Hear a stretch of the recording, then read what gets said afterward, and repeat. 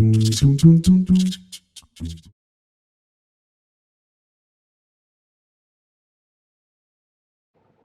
ini adalah video pembahasan mengenai persepsi dan sensibility. Di video ini saya akan membahas Rumah Height That Matters oleh dua studio. Bagaimana penerapan antropometri dalam proses mendesain mereka. Kita sebagai manusia dapat menggunakan indera kita dan memiliki persepsi terhadap sesuatu yang kita rasakan. Begitu juga dalam arsitektur, seperti yang dikatakan oleh Alban Jensen, indera perasa digunakan sepenuhnya ketika kita berada di sebuah tempat atau ruang. Di sini terdapat sebuah masalah. Persepsi yang dirasakan seorang warga negara asing yang tinggal di Indonesia tentu tidak sama dengan persepsi yang dimiliki oleh orang-orang lokal dikarenakan dimensi tubuh mereka yang berbeda. Kasus ini terjadi dengan sebuah proyek dua studio yang klien mereka datang dari luar benua Asia. Arsitektur ditujukan untuk manusia menjadi lingkungan di mana manusia tinggal dan hidup di dalamnya. Salah satu komponen arsitektur adalah ruang. Dalam ruang ini, manusia dapat merasakan pengalaman saat di dalamnya, sehingga persepsi terbentuk dari sense yang kita dapat saat merasakan ruang tersebut. Dari dua teori ini, persepsi didefinisikan sebagai cara pikir seseorang terhadap apa yang dia rasakan.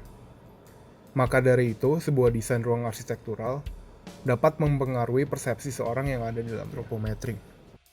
Metode pengukuran proporsi manusia secara detail yang menggunakan sebuah alat khusus untuk mendapatkan hasil yang akurat. Pengukuran ini terdiri dari 36 bagian dimensi tubuh manusia. Metode ini juga berfungsi sebagai data untuk digunakan dalam perancangan seperti ruang maupun produk yang akan digunakan oleh manusia. Proyek Height That Matters. Klien dari proyek ini adalah seseorang yang memiliki proporsi tubuh yang lebih tinggi dari rata-rata orang Indonesia. Pendekatan yang mereka lakukan pertama-tama adalah studi tentang konteks site, dan kebutuhan klien berlanjut pada zoning public dan private. Lalu mulai masuk pada pencarian dan studi karakter uang. Kepala rumah tangga ini badannya cukup tinggi dan mereka berpikir bagaimana jika ada permainan ruang yang berkaitan dengan skala penghuninya. Jadi pendapat saya dari hasil analisa teknik antropometri ini, teknik ini dapat membantu dalam proses perancangan keuangan.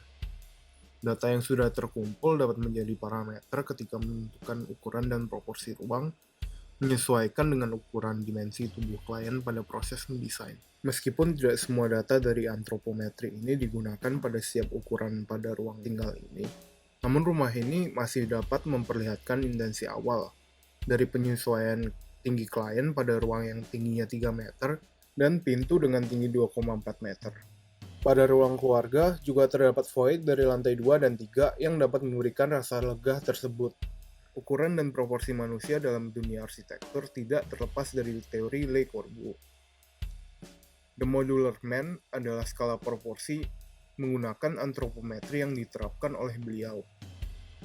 Skala pengukuran ini terdiri dari seseorang dengan tinggi 182 cm atau 6 kaki yang berdiri dengan mengangkat tangannya. Setiap segmen dari gambar tersebut menyesuaikan dengan golden section dengan rasio 1,61. Teori proporsi ini dapat dikatakan kenyamanan sebuah ruang terpenuhi dari skala yang menggunakan proporsi modular ini. Teori ini diterapkan secara spesifik pada karya Le Petit Cabanon. Mulai dari tinggi kursi, meja, jendela, sampai ceiling, disesuaikan dengan tinggi badan saat duduk, bersandar, berdiri, dan juga ketika mengangkat tangan. Dapat dilihat dari bangunan ini, tinggi furniture, jendela, dan ceiling menyesuaikan dengan setiap pose modular man tersebut. Yang menarik di sini adalah ceiling area tempat tidur hanya memiliki tinggi sesuai dengan tinggi modular man saat mengangkat tangannya, yaitu setinggi 2,26 meter saja. Lalu bangunan ini juga menunjukkan peletakan jendela yang menyesuaikan dengan tinggi eye level, yang juga diterapkan pada rumah Height That Matters. Lalu tinggi meja dan kursi menyesuaikan dengan ukuran dari telapak kaki sampai popliteal saat duduk. Dengan perbandingan lahan yang relatif sama kecilnya, dua karya ini menanggapi situasi ini dengan tanggapan yang bertolak belakang. Dari pengamatan ini, Le Corbusier mendefinisikan nyaman itu sebagai ruang pas dengan tubuh kita, yang setiap ujung permukaannya dapat kita sentuh tanpa bergerak banyak, termasuk ceilingnya. Berbeda dengan rumah High Debt Matters, mereka membuat sebuah desain ruang dengan lahan tanah yang relatif kecil, dan mereka memainkan ketinggian agar memberikan kesan luas secara vertikal agar intensi lega itu terpenuhi. Kembali pada teori Ian E. Gordon yang menjelaskan bahwa persepsi itu datang dari penilaian yang subjektif, personal, dan tergantung pada bagaimana seseorang menerima kombinasi dari pengalaman dan pemikiran masing-masing. Jadi saya mengasumsikan bahwa ukuran itu sebenarnya adalah hal yang netral, tidak ada ukuran tertentu yang dapat menentukan kenyamanan. Hanya tergantung persepsi sang pengguna, bagaimana dia menerjemahkan rasa nyaman itu dan bagaimana tanggapan dia. Sebagai kesimpulan, sebuah desain itu dapat dikatakan baik jika dapat menjadikan pengguna sebagai inti dan pemikiran desain tersebut.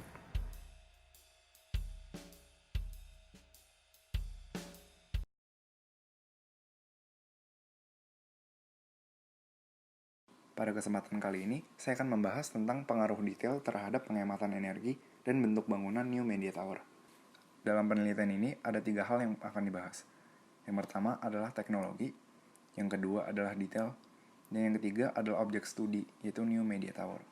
New Media Tower adalah sebuah gedung di kawasan Universitas Multimedia Nusantara Gading Serpong. Apa yang ingin dilihat dari New Media Tower? Yang pertama adalah penghematan energi, yang kedua adalah estetika bentuk. Sebagai pembuka, menurut sejarawan Armstrong dan Awinkel, teknologi pasti akan berdampak pada arsitektur. Salah satu fenomena arsitektur yang berkembang dengan teknologi adalah detail. Menurut Mark Garcia, seorang arsitek, detail seharusnya dapat lebih inovatif pada masa ini karena perkembangan teknologi yang pesat. Bagaimana cara melihat detail yang inovatif? Maka itu dipilih sebuah objek studi yaitu New Media Tower. New Media Tower menggunakan detail sebagai pembentuk bangunan dan juga sebagai penghemat energi. Parameter yang digunakan dalam penelitian ini diungkapkan oleh Hertzberger, yaitu pengaruh detail terhadap 4 aspek. Yang pertama adalah lingkungan. Apakah detail dapat menyelesaikan permasalahan lingkungan?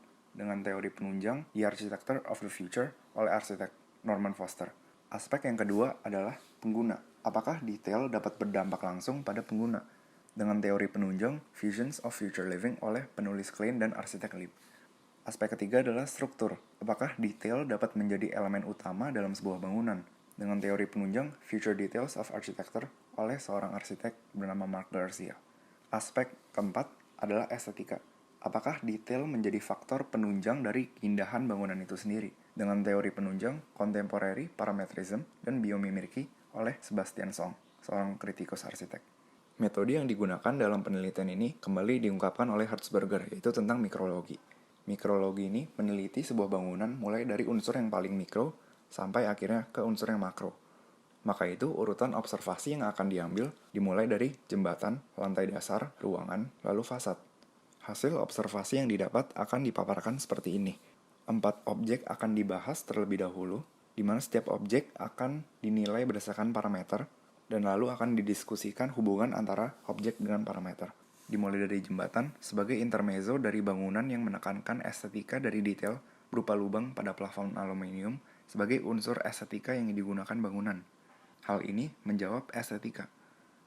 Lantai dasar menggunakan unsur detail sebagai atap, sehingga cahaya alami dapat masuk dengan optimal dan menekankan estetika.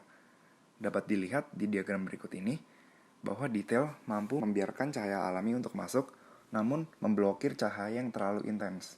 Hal ini menjawab lingkungan dan estetika. Ada 4 variasi ruangan, di mana tiap ruangan mempunyai detail yang berbeda, yang memiliki dampak yang berbeda juga terhadap suhu dan kelembaban. Berikut adalah hasil yang diukur dengan aplikasi weather dan termometer dengan suhu optimal di variasi ketiga.